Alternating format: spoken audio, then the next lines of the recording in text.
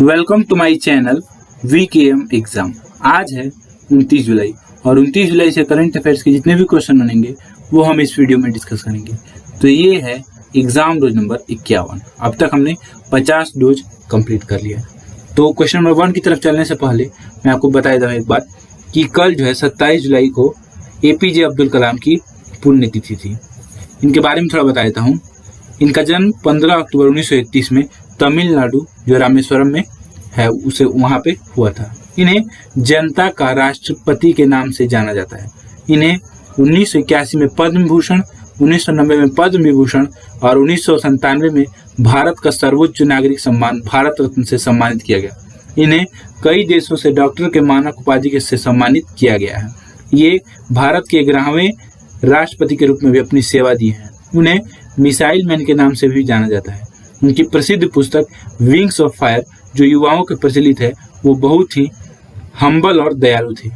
उनका जाना सभी भारतीयों के लिए उनको बहुत दुखद है।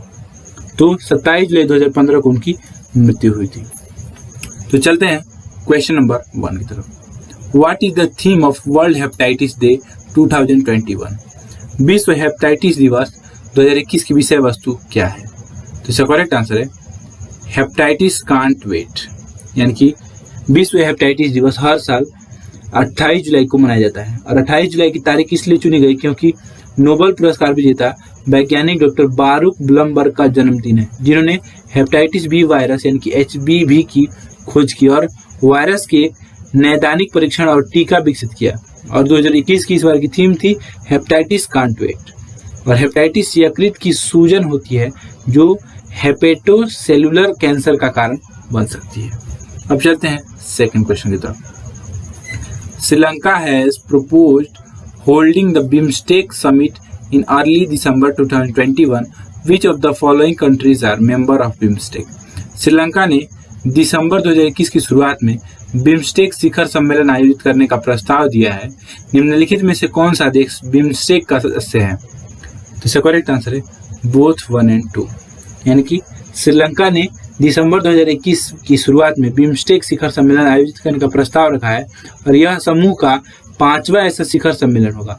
श्रीलंका समूह का अध्यक्ष है और उसने 1 अगस्त 2021 में शिखर सम्मेलन आयोजित करने का प्रस्ताव रखा था।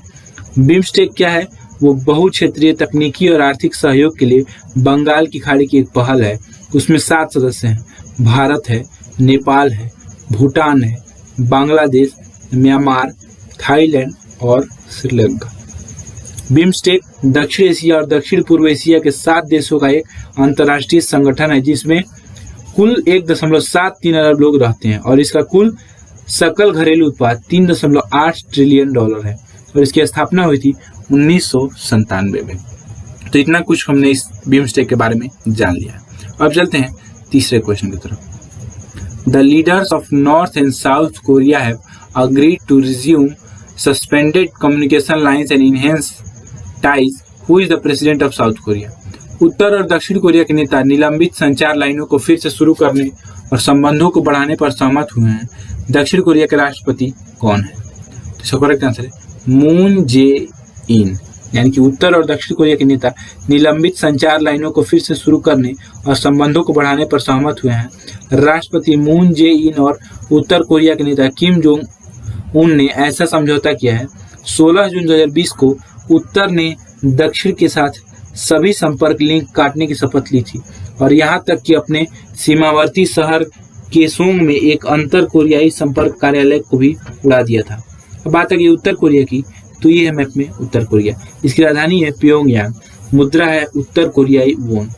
और दक्षिण कोरिया की बात आ गई है तो ये मैप में दक्षिण कोरिया, इसकी राजधानी है सियोल, मुद्रा है दक्षिण कोरियाई वोन। इसको आसान तरीका है याद रखने का, उत्तर कोरिया का उत्तर कोरियाई वोन और दक्षिण कोरिया का क्या है दक्षिण कोरियाई वोन। ठीक है, तो चलते हैं चौथे क्वेश्चन की तरफ। The sports of Sqay martial art which is currently part of the Fit India movement will soon be part of Khelo India Youth Games 2021 which are slated to be hosted in which month? स्के martial art का खेल जो वर्तमान में fit India movement का हिस्सा है जल्द ही खेलो इंडिया यूथ गेम 2021 का हिस्सा होगा जिसका आयोजन किस महीने में किया जाएगा? तो इसका करेक्ट आंसर है नवंबर। यानी कि इसके मार्शल आर्ट का खेल जो वर्तमान में फिट इंडिया मूवमेंट का हिस्सा है, जल्द ही खेलो इंडिया यूथ गेम्स 2021 का हिस्सा होगा, जिसे नवंबर 2021 में आयोजित किया जाना है। सीनियर नेशनल चैंपियनशिप आभासी तौर पर 26 से 29 जुलाई 2021 तक खेली जा रही है और इस चैंपियनशिप की महिला वर्ग में सीरत जान ने स्वर्ण पदक जबकि चंचल खुशवाहा ने रजत पदक प्राप्त किया है। अब चलते हैं पांचवें क्वेश्चन की तरफ। Team GB will launch N NFT storefront to showcase the achievements of British Olympic athletes. The partnership is with which of the following? Team GB British Olympic एथलीटों की उपलब्धियों को प्रदर्शित करने के लिए एक NFT storefront लॉन्च करेगी और साझेदारी निम्नलिखित में से किसके साथ है? तो इसका करेक्ट आंसर है टोकन्स। यानी कि टीम जीबी ब्रिटिश ओलंपिक एथलीटों की उपलब्धियों को प्रदर्शित करने के लिए एक NFT storefront लॉन्च करेगी। टीम जीबी अपूरणीय टोकन यानी कि NFT के लिए एक देसी स्कोर फ्रंट बनाने वाली पहली ओलंपिक टीम बन गई है और इस साझेदारी में एक प्रमुख NFT वाणिज्य प्रदाता टोकन के साथ है। यह साझेदारी ग्रीष्मकालीन खेलों की शुरुआत से लेकर बीजिंग में शीतकालीन खेलों के अंत तक चलेगी। अब चलते हैं छठे क्वेश्चन की तरफ। Recently which of the following Harappa era sites in Gujarat has been inscribed on the UNESCO world heritage list? हाल ही में गुजरात में निम्नलिखित में से किस हड़प्पा युग के स्थलों को यूनेस्को की विश्व विरासत सूची में अंकित किया गया है? तो इसका करेक्ट आंसर है धौलावीरा। यानी कि अभी गुजरात में हड़प्पा युग के महानगर धौलावीरा को यूनेस्को की विश्व विरासत सूची में अंकित किया गया है। यूनेस्को की विश्व धरोहर समिति के चल रहे 44वें सत्र ने पहले ही भारत को एक नया विश्व धरोहर स्थल तेलंगाना में रुद्रेश्वर रामप्पा मंदिर दे दिया है। गुजरात में अब तक 3 विश्व धरोहर स्थल हैं। पावागढ़ के पास चंपानेर, पाटन में रानी की वाव और ऐतिहासिक शहर अहमदाबाद। विश्व धरोहर समिति के इस सत्र की अध्यक्षता चीन के फुजोंग से हो रही है और इसे ऑनलाइन आयोजित किया जा रहा है। यह 16 जुलाई को शुरू हुआ और 31 जुलाई को समाप्त हुआ। 2014 के बाद से भारत ने 10 नए विश्व धरोहर स्थल जोड़े हैं, जो कि हमारी कुल साइटों का 1/4 है। अब चलते हैं सातवें क्वेश्चन की तरफ। Who informed that the central government has decided to create a federal national farmers database using digitized land records? निम्न में से किसने बताया कि केंद्र सरकार ने डिजिटल भूमि अभिलेखों का उपयोग करके एक संघीय राष्ट्रीय किसान डेटाबेस बनाने का निर्णय लिया? नरेंद्र सिंह तोमर। यानी कि अभी हाल ही में कृषि मंत्री नरेंद्र सिंह तोमर ने बताया है कि केंद्र सरकार ने डिजिटल भूमि रिकॉर्ड्स का उपयोग करके एक संघीय राष्ट्रीय किसान डेटाबेस बनाने का निर्णय लिया है। यह किसानों को सक्रिय और व्यक्तिगत सेवाएं प्रदान करने में मदद करेगा। मंत्रालय के पास मौजूद सार्वजनिक रूप से उपलब्ध डेटा और सरकार में विभिन्न डेटा साइलोस से डेटा लेकर उन्हें डिजिटल भूमि रिकॉर्ड से जोड़कर फेडरेट किसानों का डेटाबेस बनाया जा रहा है। कृषि मंत्रालय ने देश में कृषि का एक डिजिटल पारिस्थितिक तंत्र एग्री स्टेक बनाने का कार्य शुरू कर दिया है, जिससे सरकार को किसानों की आय बढ़ाने की दिशा में प्रभावी योजना बनाने में मदद मिलने की उम्मीद है। अब चलते हैं आठवें क्वेश्चन की तरफ। Recently which of the following has announced the launch of IZO financial cloud platform in India?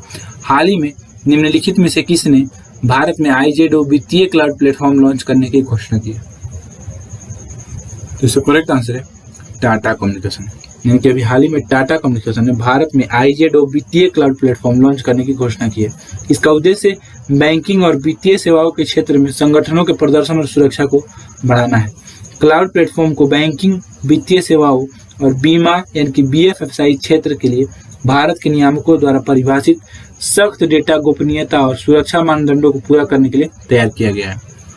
अब चलते हैं 9वें क्वेश्चन की तरफ। Who has developed an ultra sensitive, easy to use sensor for detecting arsenic contamination in water and food samples in 15 minutes? 15 minute में पानी और खाद्य नमूनों में आर्सेनिक संदूषण का पता लगाने के लिए एक अति संवेदनशील उपयोग में आसान सेंसर किसने विकसित किया है? तो इसका करेक्ट आंसर है A. वनीश कुमार। यानी हाल ही में inspire faculty fellow doctor Vaneesh Kumar ने 15 मिनट में जल और खाद्य नमूनों में आर्सेनिक संदूषण का पता लगाने के लिए एक अति संवेदनशील उपयोग में आसान सेंसर विकसित किया है। विकसित सेंसर अत्यधिक संवेदनशील चयनात्मक है, इसमें केवल एक चरण शामिल है और यह विभिन्न जल और खाद्य नमूनों के लिए उपयोगी है। यह 0.05 पीबीबी से 1000 ppm तक आर्सेनिक की एक विस्तृत श्रृंखला का पता लगा सकता है। अब चलते हैं 10वें क्वेश्चन की तरफ। The union government has announced an ambitious programme of manned submersibles that can carry how many scientist to a depth of 6000 metres into the ocean. केंद्र सरकार ने मानव युक्त पनडुब्बियों के एक महत्वाकांक्षी कार्यक्रम की घोषणा की है जो कितने वैज्ञानिकों को समुद्र में 6000 मीटर की गहराई तक ले जा सकता है। तो इसका करेक्ट आंसर है 3। यानी कि केंद्र सरकार ने मानव युक्त पनडुब्बियों के एक महत्वाकांक्षी कार्यक्रम की घोषणा की है जो 3 वैज्ञानिकों को समुद्र से 6000 मीटर की गहराई तक ले जा सकता है। तो इस परियोजना को पृथ्वी विज्ञान मंत्रालय द्वारा क्रियान्वित किया जाएगा। जब यह पूरा हो जाएगा तो भारत, अमेरिका, चीन, जापान, रूस और फ्रांस के बाद गहरे समुद्र में खोज के लिए मानव युक्त समरसिबल रखने वाला विश्व का 6ठा देश होगा। और 5 का नाम आपने जान लिया, भारत, अमेरिका, चीन, जापान, रूस और फ्रांस। ठीक है। MOES के तहत एक संस्थान national institute of ocean technology NIOT ने मानव युक्त पनडुब्बी के लिए कई मॉड्यूल तैयार और विकसित किए हैं जो 6000 मीटर तक जा सकते हैं। इस प्रोजेक्ट में NIOT भी इसरो के साथ सहयोग कर रहा है और विकास 2024 तक पूरा होने की उम्मीद है। अब देख लेते हैं लास्ट वीडियो का क्वेश्चन।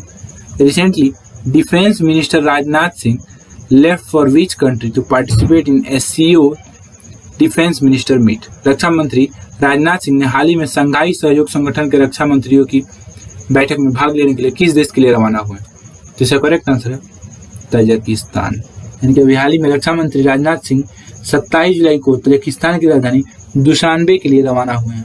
वह संघाई सहयोग संगठन यानी कि SCO संघाई सहयोग संगठन के रक्षा मंत्रियों की बैठक में भाग लेंगे। मुख्य कार्यक्रम जो 28 जुलाई 2021 को है उसमें तजाकिस्तान के राष्ट्रपति इमोमाली रहमोन के साथ SCO रक्षा मंत्रियों द्वारा एक संयुक्त कार्यवाही शामिल है। एक समूह के रूप में SCO के अंतर्गत यूरेशियाई महाद्वीप का 60% हिस्सा आता है। संघाई सहयोग संगठन एक अस्थायी अंतर्राष्ट्रीय अंतर सरकारी संगठन है जिसका मुख्यालय बीजिंग चीन में है। चीन, कजाकिस्तान, किर्गिस्तान, रूस, तजाकिस्तान, उज्बेकिस्तान, भारत और पाकिस्तान SCO के सदस्य हैं। अब देख लेते हैं क्वेश्चन ऑफ द डे। तो आज की वीडियो का क्वेश्चन है, recently which state passed a bill to establish the first sports university of the state. हाल ही में किस राज्य ने राज्य का पहला खेल विश्वविद्यालय स्थापित करने के लिए एक विधेयक पारित किया है। तो इसका आंसर आप मुझे कमेंट बॉक्स में बताएंगे। मैं आपको डेली बोलता हूँ कि अगर आपको क्वेश्चन का आंसर पता है तो आप पूरा डिटेल में लिखा कीजिए, क्योंकि जो चीज़ आप लिख देते हैं वो आप कभी नहीं भूलते हैं। अगर इस वीडियो की PDF फाइल आपको डिस्क्रिप्शन बॉक्स में मिल जाएगी या आप हमारे टेलीग्राम चैनल से भी डाउनलोड कर सकते हैं। तो अगर ये वीडियो आपको अच्छा लगा है तो इस वीडियो को लाइक कर दीजिए और मेरे चैनल को सब्सक्राइब कर लीजिए ताकि आने वाला मेरा नेक्स्ट वीडियो आपको सबसे पहले मिल सके, यानी कि मेरा नेक्स्ट एग्जाम डोज आपको सबसे पहले मिल सके। तो मिलते हैं नेक्स्ट वीडियो में नए एग्जाम डोज के साथ।